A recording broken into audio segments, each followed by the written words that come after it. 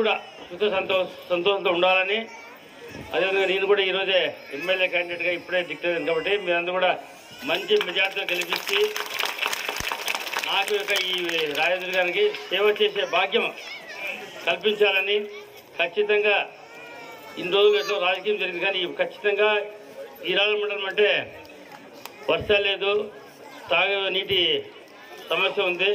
ఇక్కడ ఒకటే ఒక ఆధారం ఏమంటే ఫ్యాక్టరీలు రావాలి, స్టీల్ సంబంధించిన ఫ్యాక్టరీ రావాలి. కాబట్టి ఎమ్మెల్యే అయిన తర్వాత ఖచ్చితంగా ఈ ఏరియాని ఎట్లయితే తోరుణగల్లో బళ్ళారి ఏమంటాం ఉక్కు సిటీ అంటాం కదా, ఆ మాదిరిగా రాయదుర్గ ఈ ఈరాల మండలాన్ని ఉక్కు సిటీగా మార్చే జవాబుదారీ అది. ఈ యొక్క ఈరాల మండలానికి ప్రాబ్లం కాకుండా అందరికీ ఉద్యోగ అవకాశాలు వచ్చి అందరుగా అన్ని రకాలుగా ఆర్థిక అభివృద్ధికి చేసేదానికి నా సాయశక్తుల ప్రయత్నిస్తాను. దానికోసం మీ యొక్క ఇదేవిధంగా ఈరోజు స్వామి గారి ఆశీస్సులు అదే మీ యొక్క అనుకుంటూ అందరికీ నమస్కారం సెలవు ఇచ్చుకుంటాను.